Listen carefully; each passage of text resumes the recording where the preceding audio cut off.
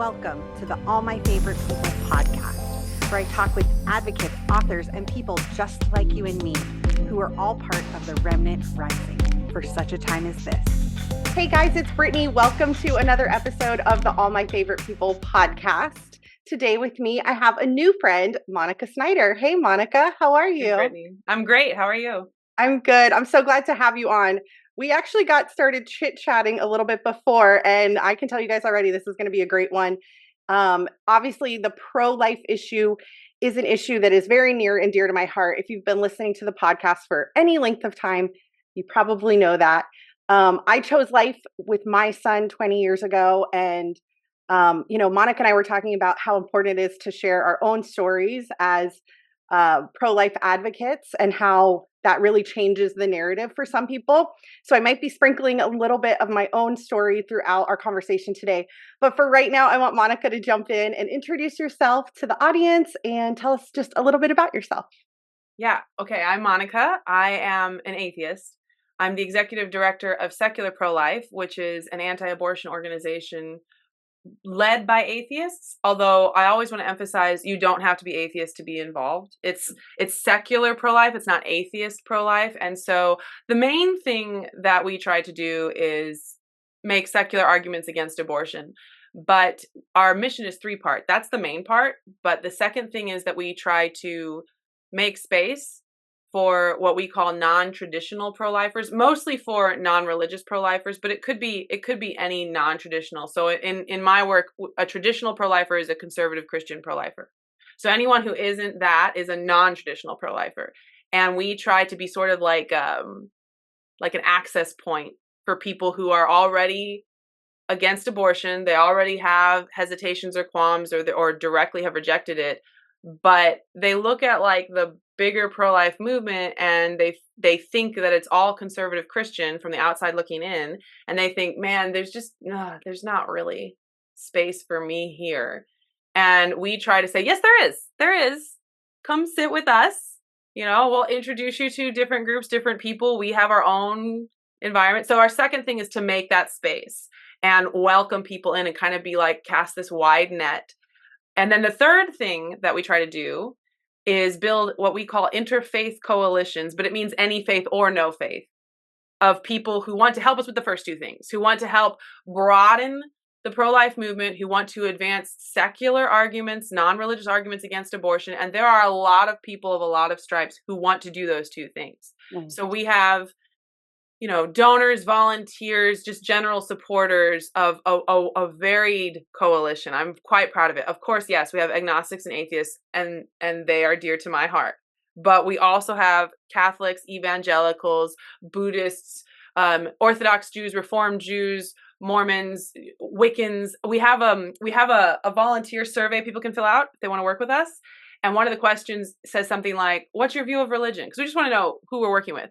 Yeah. And one of our volunteers literally just put the shrug emoticon. So it's like, we don't care what your religious views are. We care if you're with us in our mission. And I always want to emphasize that, especially if we're talking to a largely Christian audience, because we have Christian supporters, and people who are new to us often come around and they're like, I'm actually Christian. Is that okay? Yes. We want literally everyone to be pro-life, literally everyone. And so if you are with us on advancing our mission, same team. Anyway, that's all like the organizational pitch. I've been volunteering with Secular Pro-Life since its founding in 2009. And then I became the executive director in 2021. And I will tell you, I love my job. It's like, when a little girl wants to be a ballerina, or something. Yeah. And I'm totally the person who was like, oh yeah, you can have your fantasy, I'll be an artist thing, but real talk, what's going to get me a job? Like I was totally that person. And now I'm doing the ballerina job. I can't believe it. So it's been great. It's been great. Anyway, I don't know if that answers your question. Yeah, that's so good. Tell me, what was the brainchild behind Secular Pro-Life? Because like you said, it is traditionally a very conservative Christian space. Right. Obviously, there was a need for this, and there is a need for it. So where did that idea sort of come from?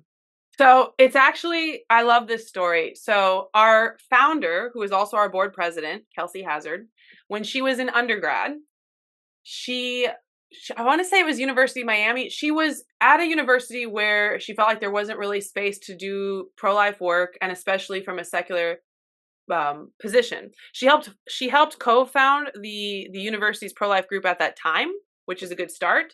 But she really felt like there was just no room for people who weren't specifically Christian to engage. I can't remember the timing for her on this. She used to be Methodist. And actually, interestingly, the Methodist Church has a pro-choice position. And part of the reason, not the only reason, but part of the reason for her deconversion and one of the steps along that path was that she profoundly disagreed with them on the pro-choice position. And so it's really ironic because a lot of people will say that we are secretly Christian, or that we, even if we're not Christian, we're just holding on to the leftovers of a Christianity we used to hold. Kelsey was literally part of a pro-choice Christian denomination. And a lot of people don't realize that's a thing. So Yeah. anyway, she sees a need. She and I knew each other online. We had never met in person. We were part of the same Facebook debate board where we were obsessively argued about abortion every day for like a year with the same 36 people. And we all became friends, including like the pro-choice and pro-life people. It was all the same people who could recognize the same obsession, just arguing online endlessly. That's how I knew her. And she knew at the time I was an agnostic. And so when she was thinking about putting this group together, there were maybe 5 or 10 core people that she reached out to initially and said, I have this idea for this group. Do you want to help me with it? And I said, sure, frankly, unthinkingly, because I knew her through arguing online, and I figured this would just be another iteration of arguing online. And in a lot of ways, it actually is. But I had no idea when I said sure how big it was going to get for us. So at first, it was a Facebook group. And then Kelsey, not me. I was one of her top volunteers for a long time, but I would flit in and out. I would have months of being way into it, and then months where I kind of was doing other things. And Kelsey was like the rock, steadfast. She made a little website. She made a little blog. She started inviting people to do guest blog pieces. She was just way into it. And for years, myself and some other particular people would come in and out and back and forth and keep it going. And then she lived on the East Coast. I lived in California. And we had someone reach out to us from the University of San Francisco. And they said, do you do college presentations? And Kelsey said, well, you should do it. You live there. And I was sort of, college presentations? What do you mean? I was nervous. It didn't Yeah. occur to me that I would be going in front of people in person and like formally discussing a secular pro-life position. What is that? So we had to kind of flesh out what exactly are we saying and how are we going to explain it? And every iteration from there to now, every expansion of the group, every new project we've done, everyone that's come to us, we've hired a few more people. It's all been sort of, oh, are we doing this now? Just kind of, I feel very lucky because it wasn't like we planned it. It was like we created it and then they came, you Mm, know? mm. So in short, Kelsey saw a need for a secular space. She asked specific secular people if they wanted to help, and it just kind of snowballed from there. Yeah, I love that. You can hear, like, even in sharing that, kind of like the fluidity of it, the like come as you are, Yeah. like, bring your gifts, bring your talents, like we're gonna put you to work. How did Yeah. that If you can help, help, you yeah, know? how did that college experience go for you? Do you remember what that was Oh, like? I remember it. So secular pro-life works with a lot of, like I said, non-traditional pro-life people. Okay. And there's a high correlation between the more non-traditional they are, the more they're in a traditionally pro-choice demographic, the more likely they are to be very quiet about being pro-life, to be very nervous. You know, a lot of their people closest to them would profoundly disagree. Some people Yeah. do plant their feet and say something, but it can be really, really emotionally exhausting. Yeah. And a lot of people don't tell anyone. We have a lot of volunteers who are not quote unquote out as pro life in their real lives. Back then, that was me back then.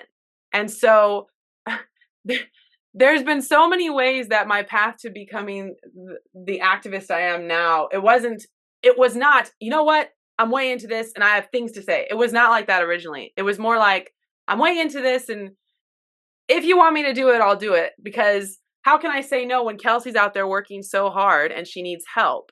And there's another element to our board vice president, Teresa Bukovac. She has also, there's a whole other story. She has also very much helped me grow in courage and in ability over the years, because she has done things I have found to be profoundly brave and moving. And then she asks me to do something. How can I say no? Yeah. How can I say no when she's putting herself out there? So it hasn't been this organic, yes, I will do this. It's more like, how can I say no to my people? Yeah. They're Yeah. out there swinging away, often feeling very lonely. I have to at least. All that to say, back in the day, I was very quiet. I was very cautious with my online presence. I used to blog for Secular Pro Life under not a pseudonym, but just like an initial, and be very careful about separating what I was doing there with like my personal social media accounts, things like that. And each time there was a new request, it basically was the same psychological process where part of me would think, no, okay. And then I would do it. And frankly, basically every time, nothing bad happened ever. So the first time was this, where they asked me to present at the University of San Francisco. I lived in the Bay Area. And I had this idea that if I go to present, what if people come and yell at us? What if people protest? What if my coworkers found out that on the weekends I present anti-abortion stuff? Like I am a secular person living in the San Francisco Bay Area. Yeah. How will that go? And what I've actually found, at least for me, with every iteration, it's almost never a problem of too much exposure. It's almost always a problem of nobody cares. Mm. Nobody cares. The people who ask you to come, they care. But there's never this huge splash of everyone shocked and they can't believe that you're saying this. Usually they just are ignoring you. And Yeah. so I did the presentation. I was super nervous. And looking back, it's kind of funny because nothing was going to happen. There were maybe 15, 20 college students there. And I explained to them our position and they were like, that's cool. And then that was it. But it Yeah. was a growing experience for me. And there were other experiences in between that until a couple years later, the Walk for Life in San Francisco. So March for Life is the huge one in DC, Yeah. gets on the order of 100,000 or more people, six-figure attendance. The Walk for Life in San Francisco is more like five-figure attendance, but pretty big. They basically founded it, if I remember right, partly because not everyone can haul to DC, and they wanted to Sure. have a presence there. But they asked me to speak at the Walk, and I was in grad school. I was getting my forensics degree. Forensics is fairly unforgiving about doing anything controversial. They're not pro-choice or pro-life. They want their expert witnesses to have no interesting background at all. Yeah.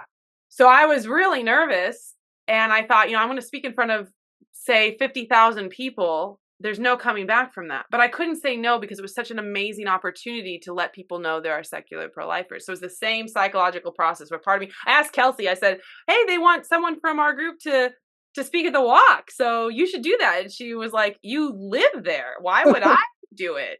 And I was like, dang it. And so I thought, I can't pass up this opportunity, and whatever happens, happens. I'm using my real name, my real face in front of all these people. And once again, it had no effect on my personal life at all. The people I'm going to grad school with in Sacramento are not aware that there is a Walk for Life, and they're not watching the Catholic TV stations that cover it. Nobody cares. Yeah. And so nobody that you're nervous about. Yeah. Yeah. And so I went and I spoke at it. And it was one of the best things I ever did, because this is a whole other story I can tell you a different time, but it was a touch point bringing Teresa Bukovac in.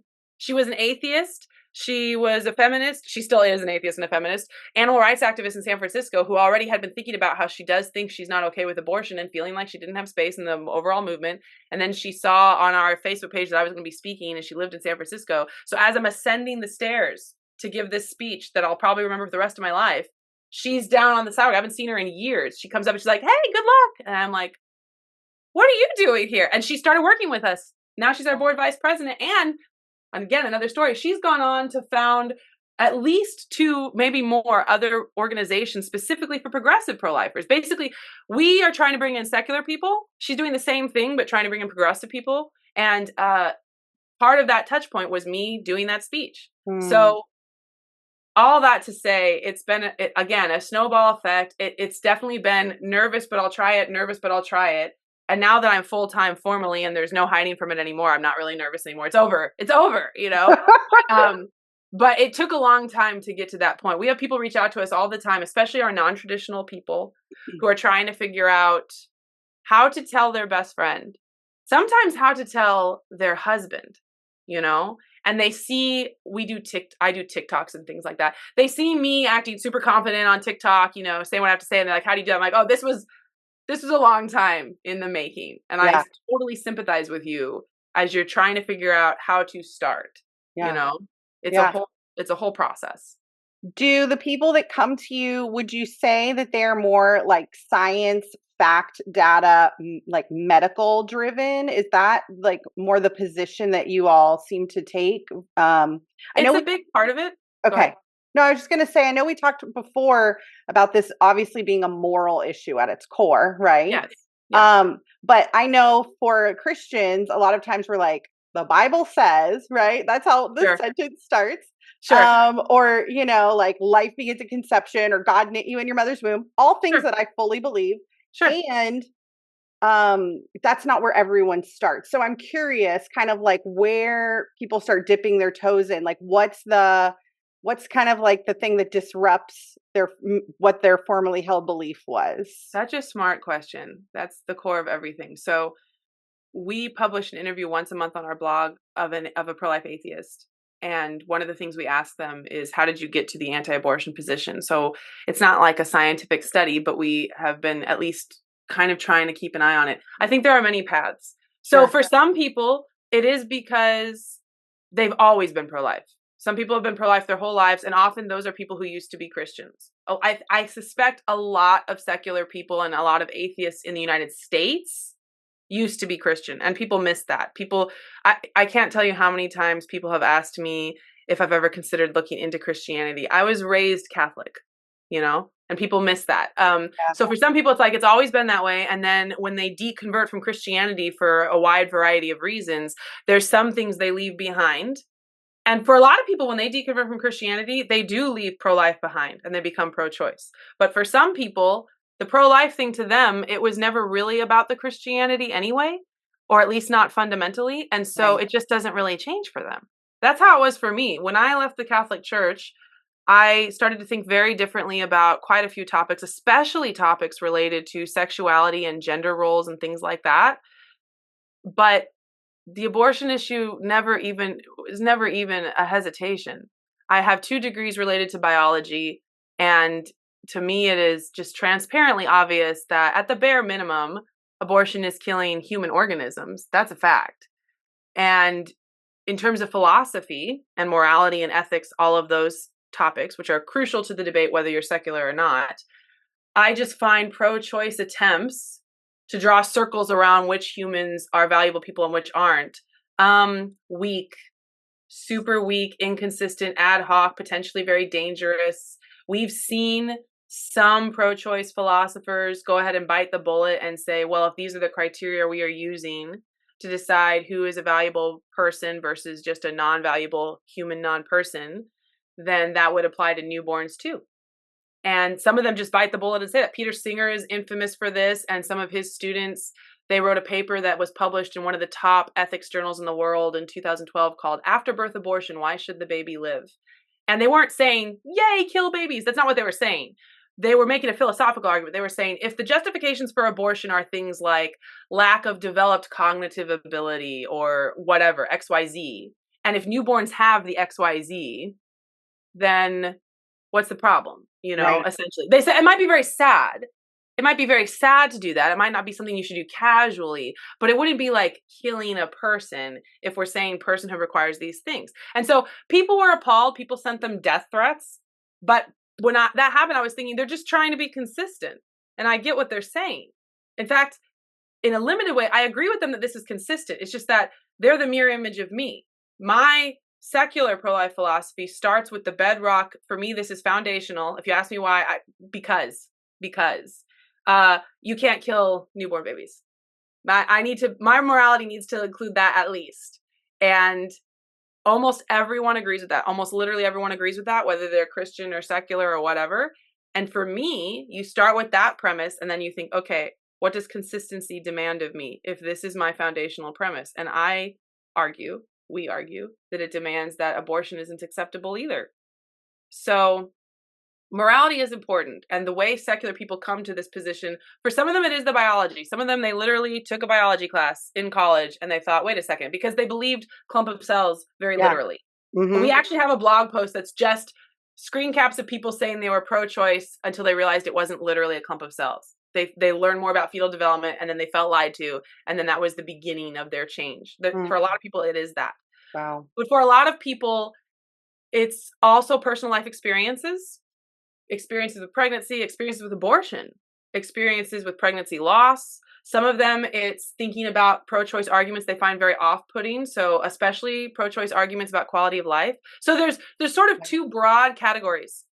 There's a way you could categorize pro-choice arguments. There's like the arguments that are about protecting and defending the pregnant woman, which obviously is very important. It's a major part of it. But there's also a whole other section of pro-choice arguments that are allegedly about preventing the suffering of the child. And those are you hear this, what if they'll Yeah. end up in foster care? What if they'll end up in poverty? What if they'll be abused? What if they'll have a disability? Right. And there's this whole line of thinking that abortion is good for the entity being aborted because it prevents a difficult life. And that's super controversial. And we have secular people who heard those and they come from those circumstances Mm. and they think, whoa, whoa, whoa, whoa. I like my life. And it sounds like you're saying it would have been preferable if I didn't exist. Yeah. And then for them, that's the beginning. Most people, in my experience, almost nobody converts in a moment. But you Mm. could trace back when you're like, wait a second moment. That's what you're looking for. What's the wait a second moment? And I want to encourage your listeners, if they do talk to different people about this issue, don't ever expect them to change their mind in a single conversation, and don't be in any hurry. You just want to you want to make them feel safe to talk to you about it. You want them to feel like they can just kind of think it through alongside you, and you're not going to yell at them or jump down their throat. You do push back. You do say, well, but what about this? Well, I don't know. And then leave a lot of space between conversations. I think a lot of conversion from one issue to the other, whatever it is, happens in the background while your brain kind of percolates. It's rarely just you have one conversation, lightning moment, it's over for you. It happens, but when we ask people, how did you become anti-abortion? Most of them say it started with something, and then this happened, and then that happened. Actually, just yesterday, today is, as we record this, it's June 4th. Yesterday, June 3rd, if you go to secularprolife.org/blog to the June 3rd entry, it's an interview of an atheist where this is exactly what happened for him. It was 4 or 5 major life events, cumulative, before he finally was like, I'm done. I can't do this. And especially for the non-traditional people, they might need more. They might need more than a philosophically sound argument. They might need more than the biological facts, because they're having to overcome the emotional hurdles of the ostracization and the vitriol they're probably going to receive from the people they're Mm. closest to. And Yes. that takes a lot. So for example, the June 3rd entry, if you go look at it, if I recall correctly, he talks about several major life events, including a partner having an abortion, including visiting a science museum with a prenatal development, section, including having a pro-life girlfriend who wouldn't stop arguing with him about it. Like, there was a lot before he finally got to the point where he was like, I'm done. You know what? I'm done. Mm. It take a lot. So they come to it from biology. They come to it from life experiences. Some of them do come to it purely philosophically, not religion per se, but some sort of analysis similar to what I mentioned before, where they say, well, if I hold this fundamental premise, what does that mean for the rest of my life? Some of them come to it through other activist circles. Our board vice president is a very passionate vegan animal rights activist. And she's very passionate about, we need to protect the vulnerable. And we have evidence of this brutality that you won't even look at. Like, you just won't even talk to me about it. You just make fun of me when there's video. So she has that background. And then she starts entering this space. She's like, this is familiar. This is Mm. familiar territory. There's a lot of paths. It's hard to predict what will do it for some. We have one person who came to us and said that their wait a second moment was sidewalk chalk. They were on a college campus, and some pro-life activist had chalked statistics about the rate of abortion for Down syndrome. And this particular person worked with special needs kids, assumed it was a lie, assumed it was just made up, but it really bothered her. And so she went home and Googled it, and it wasn't a lie. And it Mm. didn't make her pro-life, but she thought, wait a second.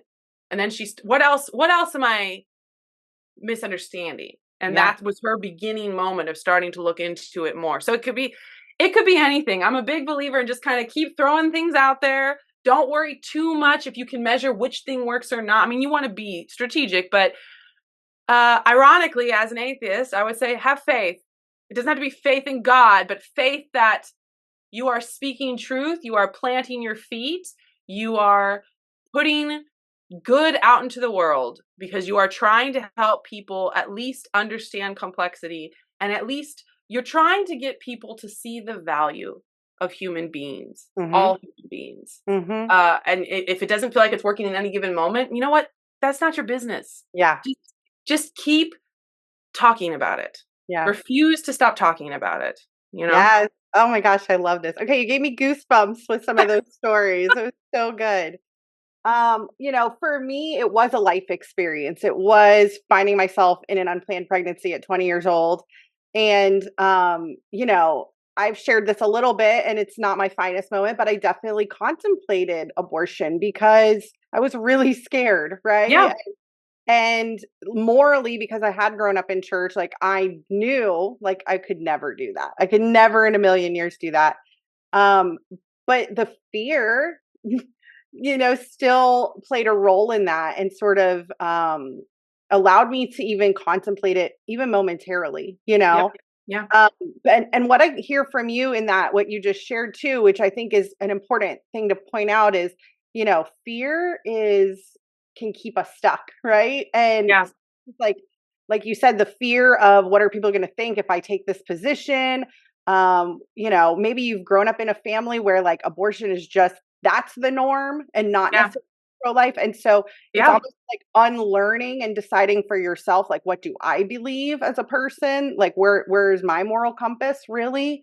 And so just like encouraging people to sort of have that courage to stand on their own convictions, right? And talk about it. Like you said, like, don't stop talking about it. As you're saying that, two things came to mind. In our Christian circles, we'd be like, that's planting a seed, right? You just keep yeah, planting the seed, right? yeah. Then also I'm thinking, and I guess I'll preface by saying I hope this doesn't offend you, but Unlikely. I, I feel like what kept coming to mind is like you are doing the Lord's work, whether you People attribute tell people tell me that all the time, man. Yeah, whether you attribute it to him or not. Like yeah, human life is, literally, if you're a believer, like this is what we're called to do, like be fruitful and multiply, right? And so there's an element here that it's like even if your position isn't grounded in religion or faith in God per se, like at your core that a human life is a human life and it's very important and it's something worth standing up for and speaking yeah, up for. yeah. One of the things I really want to impart to the nominally pro-choice people, it's important for pro-life people to remember that pro-choice people are not a monolith. Okay, they're not all the same kind of people. They don't come at this for the same reasons. Just like we find it irritating when they treat us like one single ridiculous stereotype and we're Yeah, all complex human beings with our own lives. So are they. yeah, And it's important for us to remember that, especially, by the way, if you're listening and you're the kind of person who spends a lot of time online, that's especially risky because, and we're very online. I'm not saying don't do it, but when you spend a lot of time online conversations, they can be done well, they can be useful, but they are very toxic. hmm, And in-person conversations are rarely anything like that. Rarely. The worst in-person conversations usually are like, oh, I don't want to talk about this, maybe. It's not, I won't even quote you the things people have said to me, and yeah, I don't care, but I'm just saying, if you spend a lot of time online, you will get a lot of vitriol and toxicity, and it's very easy and normal for us to start to just subconsciously think this is what our opposition is like. They're bad people. They're obnoxious people. They're a bunch of little children saying ridiculous playground insults. It's easy to start thinking that. It's not real. mm, Okay. First thing, remember, our side, quote unquote, there are people who are against abortion who engage in that kind of behavior online because it's not about being pro life or pro choice. It's about the way online arguments cause full grown, fully functioning adults to behave. yeah, Okay. So for have a little sure. humility and Yeah, know There are people ostensibly on our side who say some crazy things online too. Yeah. That's the first thing. Second thing, people willing to argue online are a subset of the population. Okay. Not everyone is online. People who are online, a lot of them don't want to argue online, and a lot of them don't get super aggressive. So you have a selection bias problem. If you are arguing online, you are seen oftentimes like the worst of. True. That's why it's important to have these conversations with people you are actually in relationships with or can talk to in person, because you will see it's not that crazy. All that said, there are some people who are hardcore, super passionate supporters of abortion. And I want them to be pro life too, but that's a stretch goal. A lot of Americans who call themselves pro choice, it's very important to get some idea of what do they mean when they say that, because for a lot of them, they have a lot of conflict about the abortion issue. Yeah. They might think it needs to be legal, and they might feel very strongly about that. So they are passionately pro-choice in that sense. But it doesn't necessarily mean they think that it's morally neutral. It doesn't necessarily mean that they think it's morally good. It might be that they think it's really complicated, and there are points of agreement between us about, common points of agreement can be deep qualms about later abortion, sex selective abortion, disability selective abortion, concerns about women feeling pressure to get abortions so that's not really what they want, concerns about, there's lots of common ground you can find. So you want to keep in my mind, I try to stay focused on what I consider nominally pro-choice people. It really helps if you are actually friends with them in real life, because when you're friends with someone in real life, you can keep them as your example in your mind when you think of this whole group, and it keeps you grounded. Like, they're your friend. You know Right. them as a whole person. You know that they don't just hate babies, or whatever. It keeps you grounded, which Yeah. makes you better at your advocacy. Anyway, when you're keeping in mind moderate pro-choice people, first of all, like you said, it is important to tell your stories, because they often think of us as a monolith. It's a normal thing to do when you're in the middle Sure. of especially a really partisan topic. Everyone who disagrees with you is stupid and evil. Everyone knows that, right? So they might think of us as a monolith. It's helpful for you to tell them why you're pro-life. And I don't mean because life is valuable. Yeah. Why are you pro-life? Why is this a thing enough for you to argue about it? Most of us don't argue about every political topic. Some of us do, but most of us don't. So why this? Why this one?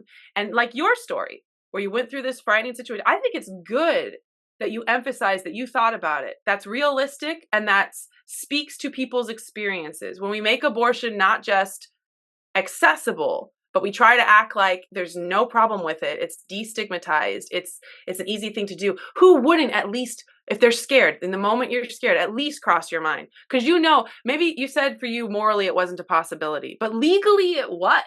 Yeah. And you had to at least think about that. And I think a lot of times what moderate pro-choice people maybe don't think about is what I call the utopia fallacy, which is where you're trying to come up with some kind of social norm or legal policy that will minimize harm and maximize protection. That's what you want to do. That's what almost everyone wants to do. Hmm. And pro-choice people, moderate pro-choice people, they want women to have access to abortion because they believe that will minimize harm and maximize protecting them. It's a noble motivation. They think that this is what will help and protect people the most. They might not like abortion at all, or they might think abortion is okay for medical emergencies, if she was raped, if there's fatal Right. anomaly. Those are the three ones that they always think about, but they don't like it. They'll say, I don't want it used as birth control. They don't want it for the non-hard cases, but they just don't see a way to have the government get involved that doesn't put these hard cases at risk. And so they're conflicted, but they think that it should be legal option. Yeah. What I want them to understand is there's no utopia policy. If we limit access to abortion, we have to figure out how to minimize harm to women seeking legitimate medical care in confusing situations. That's on us. We have to figure that out. Pro-lifers and the policies we're advocating for. That's very serious. And that's what a lot of people are concerned about. But if we make abortion super accessible and legal without restriction, I think a lot of people think, oh, that will make sure everyone gets the medical care they need. Wham, bam, we're done. And they don't think about the harms that can come from that. And very specifically, even if you don't care about the embryos or fetuses killed in abortion, maybe you don't care about that at all. I care about that, but maybe you don't care about that. Even if you don't care about that, there are still harms from having abortion be very accessible and be treated as a morally neutral option. And you gave us a little glimmer of what those harms are, because you're scared and you know you can do it. And there are major cultural voices telling you there's no problem with it. And in fact, it's liberation. And Yeah, if you had gotten an abortion, we don't know what would have happened. But given your background and your beliefs and your situation, it is not improbable that that would have been a trauma for you, independent of your son. for sure. And actually, there was a study that just came out last year, 2023, that really underscores how severe this situation is. They surveyed a bunch of women who had had abortions in the past. They specifically surveyed women who are already, I think, 45 and older. So they've like, it's been a while. They've had time to like process and look back on it as whatever it was. Hmm. And they asked them a bunch of different things, but one of the key question I'm focused on is they asked them to pick one of four categories to describe their abortion, okay? First category was wanted and consistent with my preferences and values. Second category was accepted, but not consistent with my preferences and values. Third category was unwanted and contrary to my preferences and values. And fourth category was coerced and Mm. contrary to my preferences and values. And they found that only 33% of women chose wanted and consistent.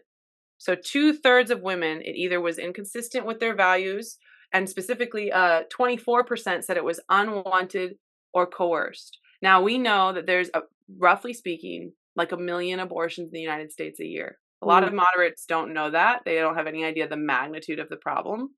Yeah. If it's correct that 24% of women who get abortions say that it was unwanted or coerced, that would be 240,000 women a year getting abortions that they don't want. So I will Wow. say again, even if you don't care about the fetus, the preborn baby at all, even if you don't care about that at all, if what you want is to protect women and enhance women's autonomy to make decisions that are best for their lives, which is an admirable thing to want, keep in mind that accessible and specifically destigmatized abortion has a huge cost. And that is that there are a lot of women who feel pushed into this when they don't want it. And I don't know how to articulate to someone who thinks abortion is a neutral thing. I don't know how to articulate to them the devastation that can come if you are getting an abortion you don't want. And the same study found that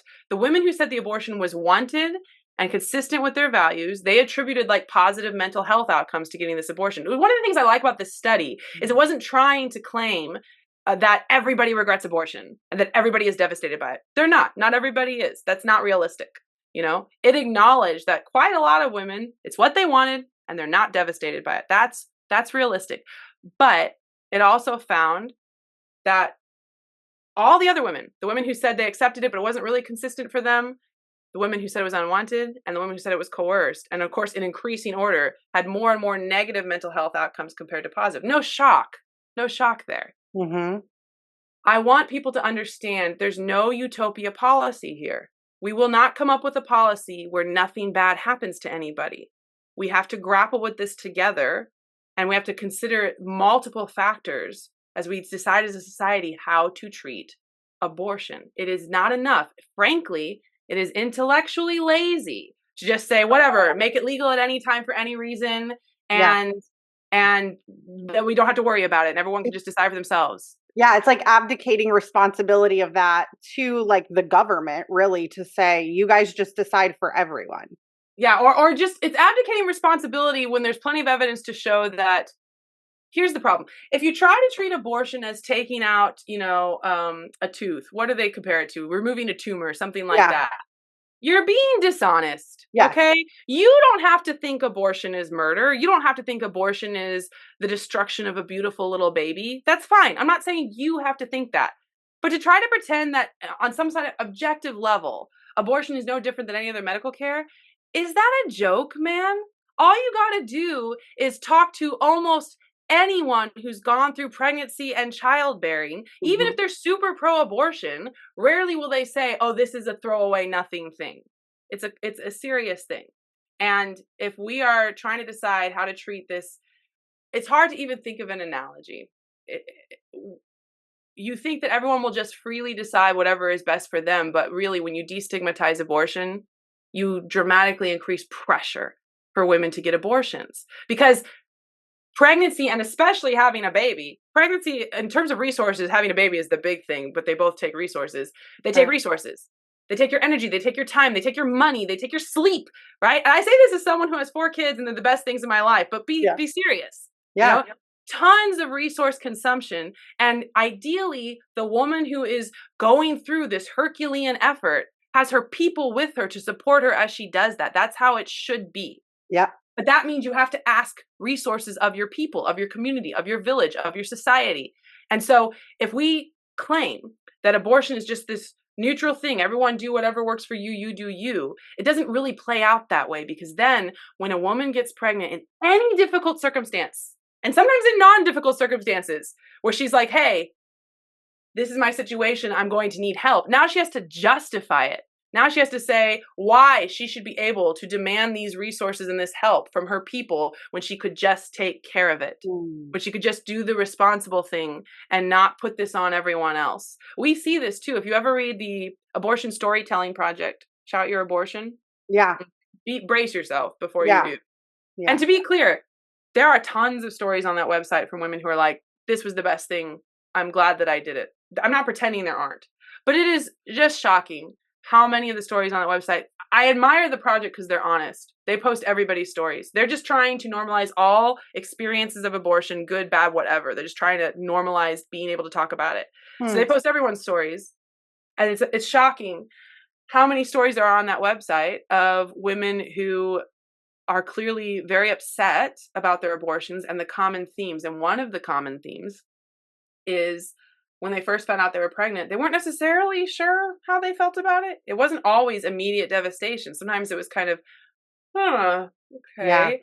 And then the reactions from the closest people to them when they first told them were very discouraging, Yes. especially the man a lot of times, but not always just him. Also, parents, girlfriends, whatever. And they and very and glib almost, just saying, you know what, just take care of it. I read one where she's having a romantic summer fling.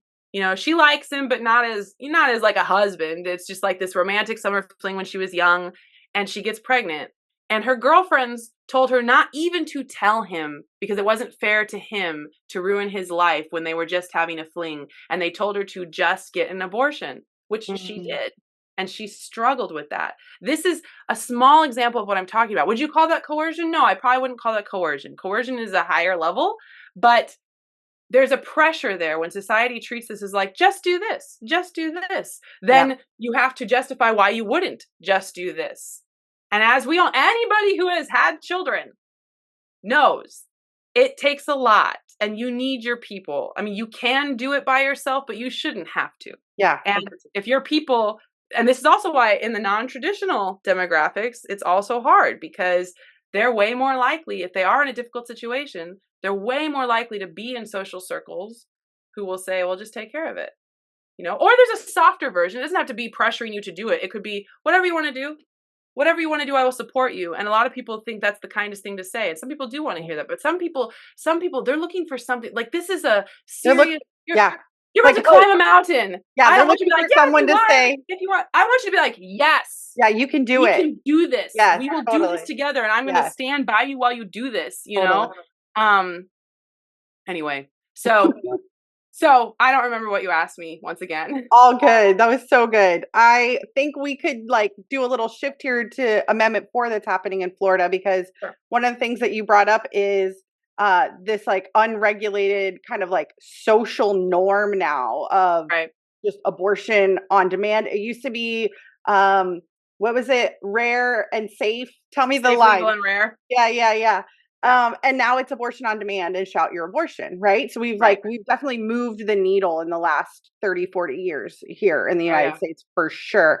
And you know, you've got people, I don't know if you saw this, but you have people like young pop stars and things like that handing out Plan B at their I saw that. concerts, and Yeah. like just crazy stuff that would not have happened even 10 years ago. And so I think there has been this like social apathy, I think, to it that's just kind of seeped into our culture. And one of the things that's kind of a product of that, if you will, is this upcoming Amendment 4 that's happening here in Florida. And so I know you said like you're not in Florida, so this isn't maybe like the exact thing that expertise or whatever, but I think you bring a lot of really good points to the table when it comes to talking about how um, just broad the language is for this and how deceptive the way that sometimes pro-choice Yeah. advocates try to move the needle for their side. So I'm actually really quick, if you don't mind, Monica, I'm going to read the Yeah. verbiage here. The ballot summary says, no law shall prohibit, penalize, delay, or restrict abortion before viability, which is not defined, or Right. when necessary to protect the patient's health, which is also not defined, as determined by the patient's healthcare provider, which can be misleading, and there's no definition for that either. It says this amendment does not change the legislature's constitutional authority to require notification to a parent or guardian before a minor has an abortion. Here in Florida, for right now, we have what's called a parental consent law. Right. And so the parent actually has to be notified prior and consent to it. Whereas this is changing the language to notification, which could be an email or a phone call, even post abortion to the parent. So I don't know about you, but for me, especially that last part, um, I have friends who work in the human trafficking world, Yep. and this is highly uh it caters to the worst characters, right? It really, in my opinion, emboldens abusers, emboldens people who are going to take advantage, especially of minor, Yep. women. Yep. Um, and so just curious, like when you hear that language, when you hear about like this measure to try to push basically abortion on demand with no limits, what are your thoughts on that? And what have you seen, working legislatively in other areas? So here, broadly speaking, the public doesn't trust the pro-life movement. They don't trust us. They assume anything we're saying is lying to achieve our political goals. And they don't assume the same of pro-choice activists. They treat pro-choice activists as sort of neutral. Hmm. And it's a huge problem for pro-life activists because I can show you receipts. I can show you whatever you want to see. There's plenty of evidence, and I will still have people just assume that I'm trying to trick them. I don't Hmm. know. I don't know how to get over that hurdle, but the reason I bring it up is because a lot of the things that pro-lifers warn people about with these ballot initiatives. So the big ones are later abortion, parental consent and notification issues, and sometimes it's also traveling out of state stuff. That's sort of a separate thing. There's evidence that all of these things get worse and get more extreme. And we can show you, even in recent history, states that were like, oh, we just want to make sure that the right to abortion is protected. And well meaning moderate pro choice people are like, well, I want that. And they vote for it and they get rid of everything. We can show you that. But Yeah. it doesn't get covered much in the media. And I tell you about it, people don't listen. So the parental thing is huge. I don't know enough about Florida specifically to speak to Florida specifically, but we've already seen it. Actually, so I'm in Missouri, and there was just recently a project where they did some sort of undercover video released very recently where the clinic in St. Louis was pulling high school girls out of their classes with the adult that wasn't their parent saying, oh, they need to have a doctor's appointment, and then helping facilitate sending them across state lines to get abortions without talking to anyone about it. Wow. And keep in mind too, I think it's important for us to understand, I think the people who do this, like abortion clinic workers and advocates, some of them, they just don't care and they want to make money. Sure, sure. Some of them. I think a lot of them, they think that they're helping. They think Yes, they're finding people in emergency situations, minors in emergency situations, and they're trying to make sure they don't ruin their life by having a child, and they think they're helping. I think it's important for us to keep in mind the real humans on the other side of this debate. I agree for That sure. said, they do this. And later abortion also, viability is very fuzzy. And we already know, depending on the standard of the ballot initiative, it could be a good faith standard, it could be reasonable medical judgment, it could be whatever, it could include mental health exceptions, which would be defined very, very broadly. The general public believes either that later abortion is illegal everywhere or that it's only legal in very narrow circumstances that are strictly enforced. And I cannot emphasize to you strongly enough that that is not true. And the other side almost doesn't even have to perpetuate myths about it because people want to believe it so badly. And it is comparatively rare. I said there's like 1 million abortions a year, but only like 1% of them are later abortions. So compared to general abortion, it is rare. But what's 1% of 1 million? Yeah.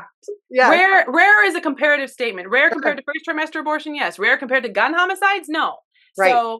So all that to say, these ballot initiatives, they often are created for well-intentioned people who want to make sure there is a minimum level of abortion access. Often these people are concerned about life-saving issues, rape, maybe fatal anomaly, and they want to make sure that that is protected. And they don't think about how, on the other end of the spectrum, a lot of times these do make it possible to have very late abortion, to have minors getting abortions without the parental even notification, sometimes certainly not consent. Sometimes their abusers pretend to be the person to sign off, or nobody has to Yes. sign off. We Yeah. already know from testimony, like you were mentioning, women who are sex trafficked and women who are abused, a lot of times the person that is causing the problem will look for a state without parental notification to take them to for that reason. It's not rocket science. There's a clinic in Maryland now. They call them all trimester abortion clinics. And there's a clinic in Maryland that will go up to 34 weeks. For those of you who aren't doing the math, a typical pregnancy is about 40 weeks. A viability is around 24 weeks, Yeah. although some babies have lived as early as 22 weeks. By Yeah. 34 weeks, you have like a 95% chance of being fine. And they will do up to 34 weeks, and they do not pretend that it has to be for a medical emergency. They do not pretend that. So, and then people say, well, nobody would do that. Nobody would go that long and then just change their mind and get an abortion. Yeah, man, I agree with you. Do you think the only options are horrific medical emergency or just casually wake up one day and decide? Those are the only options you could think of? No, what happens is you have a life-changing situation that isn't medical. Your husband is killed in a car crash. You lose your job. You find out some horrible news of other types, or you just this has happened. You're in agony trying to decide, and you wait as long as you can because you can't make a decision. Or this has happened too. You didn't know you were pregnant. You didn't know you were pregnant until much later in the pregnancy. People act like that's ridiculous. It's not ridiculous. It depends on your medical situation. It depends on the contraception you're using. Don't underestimate the power of denial. Mm-hmm. You're like, oh, it's because I ate bad fish or whatever. Okay. It's not just, I want this pregnancy so badly. Just kidding. No, I don't. No, nobody is saying that. Or at least I hope nobody's saying it. Don't ever say nobody is saying it. Somebody's probably saying it somewhere. But nobody rational who's seriously discussing this is saying that. Right. The options aren't, I will die or I'm just being a casual psychopath. The options are more varied than that. And speaking again to your own experience, you would be amazed what people will do when they're very scared and under a lot of pressure and lacking resources, and someone just hands them this option, says, it's fine, just do it, you'll be fine. Will you, won't you? I don't know, but also your child won't. And so I Mm. want moderate pro-choice people to just understand there are costs to both sides of this equation. Maybe that doesn't change your mind. You still want to, you'd rather risk later abortion and minors getting abortions in these other, edge cases than risk these edge cases. That's fine. I just want you to know there are edge cases on both sides. Don't pretend it's like a simple solution. Mm. Yeah. Yes.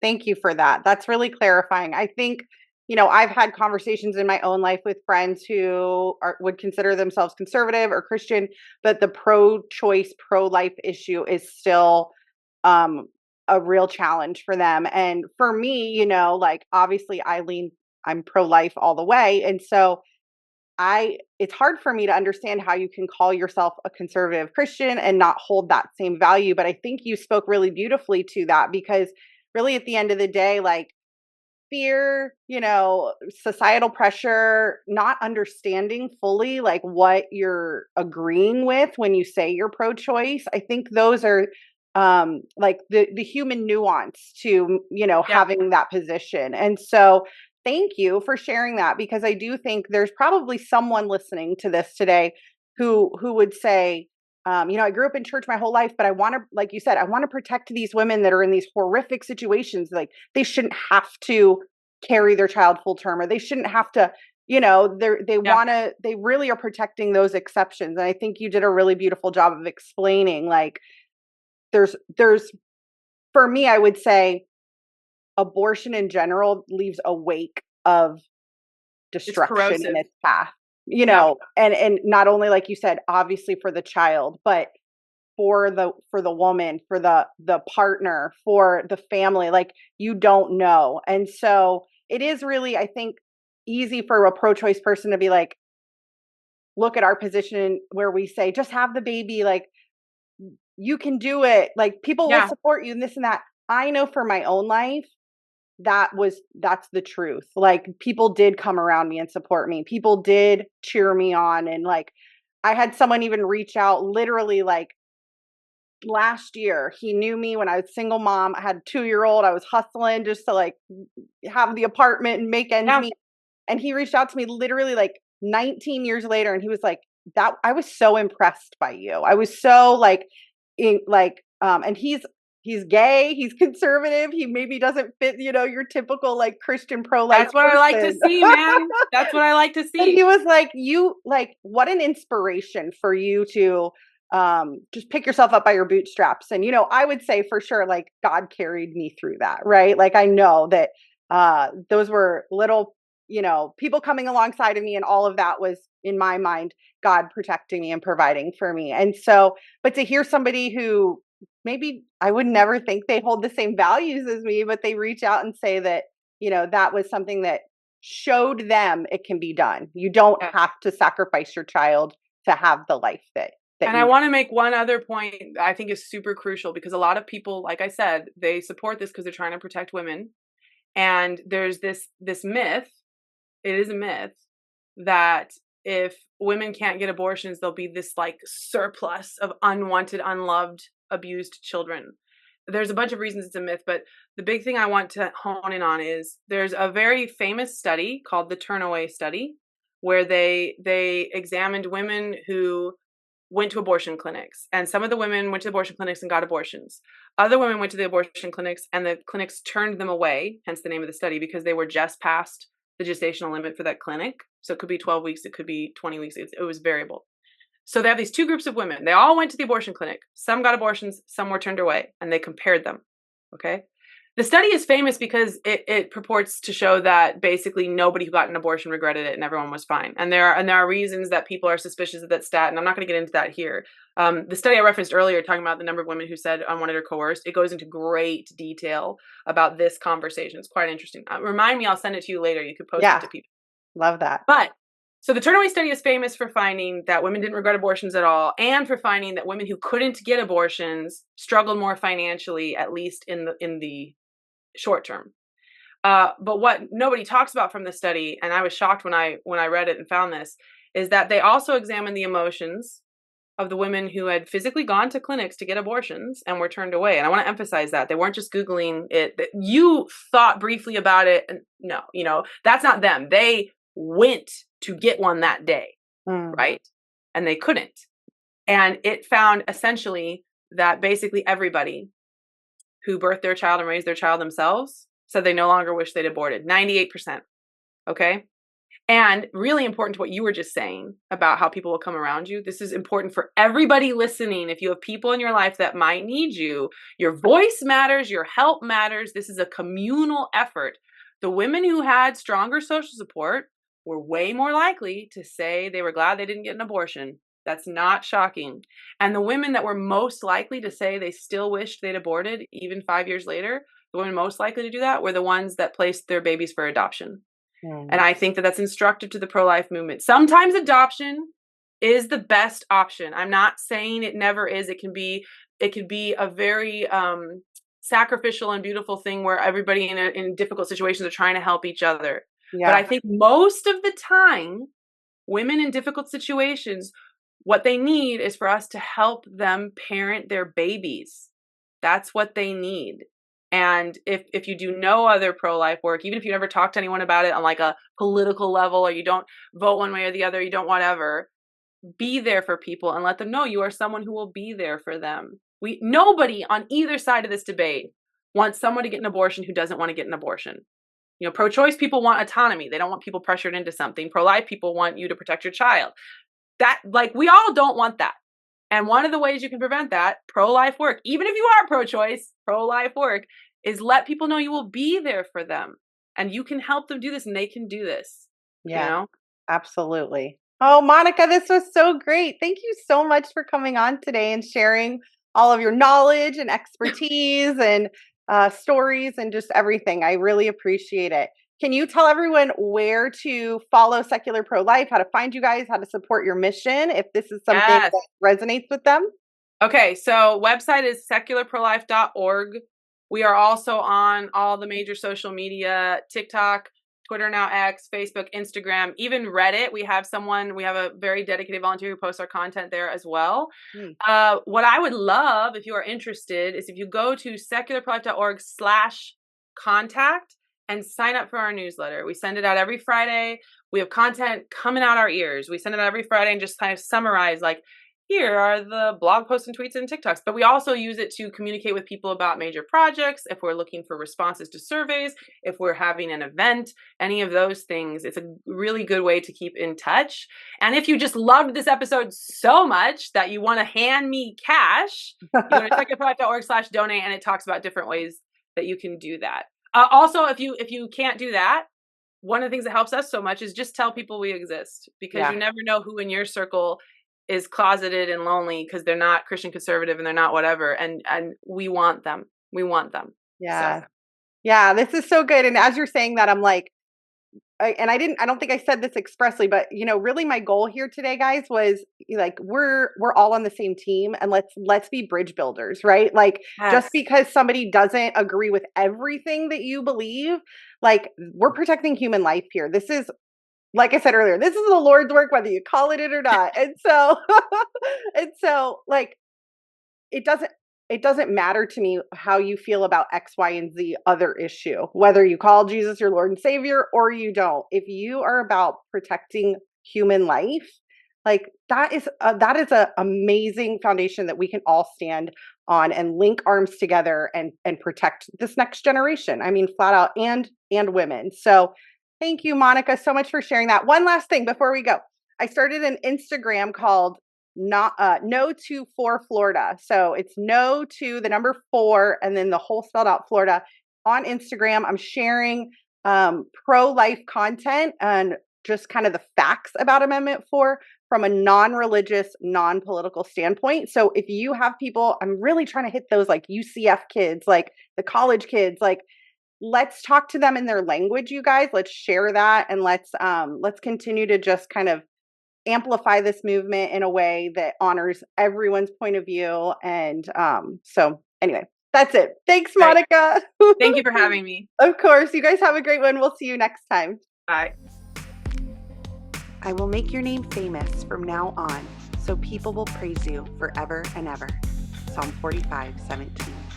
If you liked today's episode and want more info, check out lifejesusstyle.com and #lifejesusstyle on social media.